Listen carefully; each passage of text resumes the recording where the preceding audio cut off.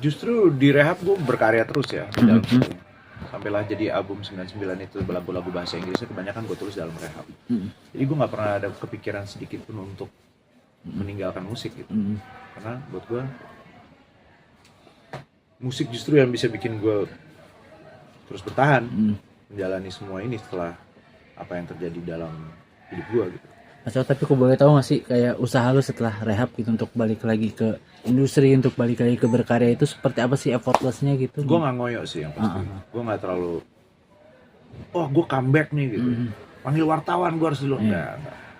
Gue biasa aja. Gue ditawarin sama orang. Nanti pas keluar mau nggak ada preskon gitu, panggil wartawan. Nggak usah. Biarin aja. Karena gue nggak mau terlalu yang kayak gue nggak mau terlalu yang seperti itulah jalannya. Gue biasa aja keluar, gue tetap masuk studio, bikin lagu. Terus tiba-tiba ada orang tahu dari sosial media bahwa gue udah keluar, terus IO udah mulai telepon dan berjalan seperti naturalnya Pak. Kayak Mas Elo ini dari obrolan yang wawancara kemarin kayak album 99 emang udah paling the best banget buat Mas Elo. Itu progresnya itu maksudnya yang paling berkesan apa sih Mas Elo kalau kita boleh tahu nih? Yang paling berkesan adalah gue bikin pada saat yang terburuk. Oke. Dan gue memberikan yang terbaik di saat yang terburuk. Waktu itu gue mau bikin lagu itu, bikin album itu pada saat pandemi. Semua tiarap, semua nggak ada pekerjaan, semua nggak ada. Apalagi musisi ya. Jual ruko. Jual ruko lah gue, dead lah kan. Selesai gue jual ruko, gue jual Vespa, gue jual gitar 2 segala macem. Gue jual kamera set. Buat pas produksi ini. Pasca produksi itu. Jadi studio di ruko gue itu terakhir gue pakai untuk bikin album 99 itu, dan kita bikinnya tiap hari dan bener-bener itu. Dan gue nggak pernah punya lagu. Konsep terbaiknya adalah gue nggak pernah bikin album tuh lebih dari 10 lagu atau 12 lagu.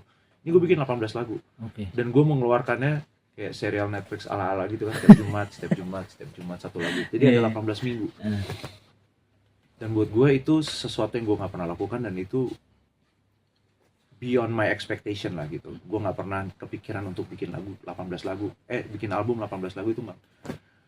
Ya tapi akhirnya gue jalanin juga, dan setelah selesai itu pandemi masih berasa, akhirnya gue jual studio gue, ruko gue jual, apa lagi yang tadi gue bilang, untuk bertahan gitu.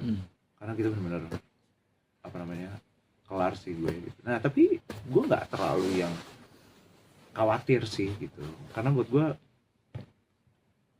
punya Tuhan yang luar biasa yang akan memelihara hidup gue sih gitu. Dan itu keyakinan gue teguh, dan gue nggak sama sekali khawatir soal itu. Kalau memang gue harus ngelepasin barang-barang yang gue sayang, ya udah, ngerti gak sih? Iya. Bukan berarti gue harus tiba-tiba langsung sedih gitu, enggak juga gitu. Biar ya udah, ruko ya udahlah, ruko juga gitu. Kalau Tuhan kan itu Tuhan yang kasih, Iya, kalau betul, Tuhan mau ambil aja, nanti dikasih lagi kok gitu. Kalau pengen mau dikasih, kalau nggak dikasih juga nggak apa-apa, gue fine aja. Mas Elo, album 99 kayak membuka pintu rezeki Mas Elo di industri gitu, sampai akhirnya dipinang sama Dewa 19. Itu jadi sebuah pencapaian yang terbaik buat Mas Elo dalam berkarir atau salah satunya karena menurut gue gini, minimal atau yang udah paling pasti adalah journey musik gue yang baru. Ya. Tualangan bersama Dewa ya. Gue nggak pernah kebayang, men, gue dulu cuma nyanyiin lagu doang gitu, setelah di tongkrongan gitu. Iya kan? Iya betul. Liatin videonya di MTV ampuh gitu, terus tiba-tiba main sama mereka dan bisa ngobrol dan seru-seruan sama mereka itu, karena gue nggak ngoyo juga gitu. Bukannya gue berarti kayak bawa CV gitu kan.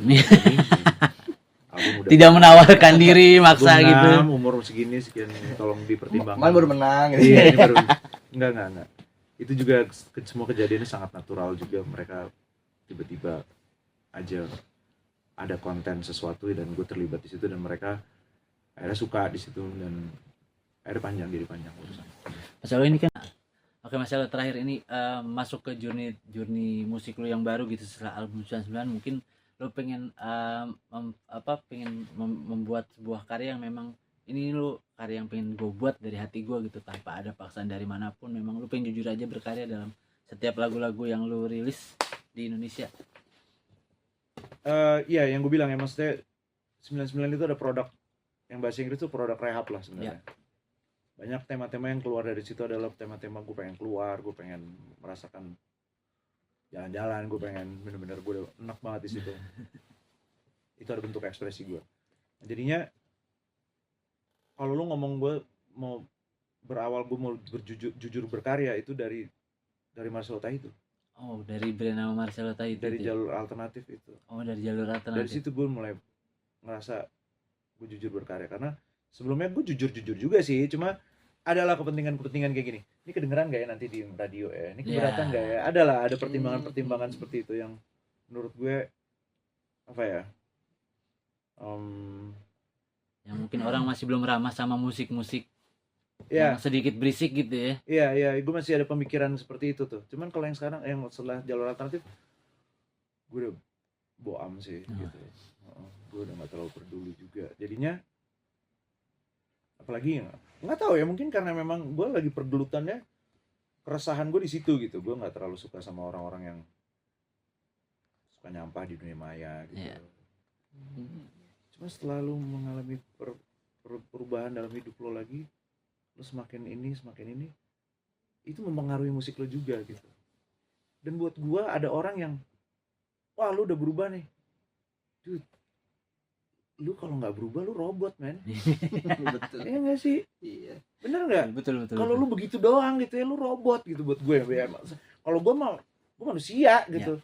Dalam setiap fase hidup gue ya, insight yang gue dapat beda-beda, referensi yang gue dapat beda-beda. Kayak gue sekarang punya anak, punya istri gitu. Lu bayangin nggak? Gue di mobil nih gitu. Nggak mungkin tuh gue ngedengerin lagu-lagu yang gue suka. Ada deh, gue playlist gue namanya Kerokan ceritanya.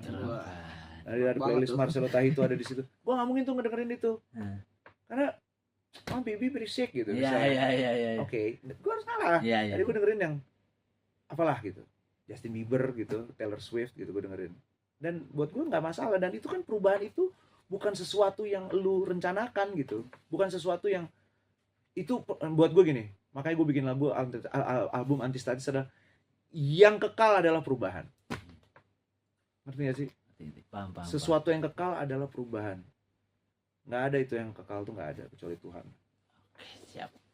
Mas, Aman?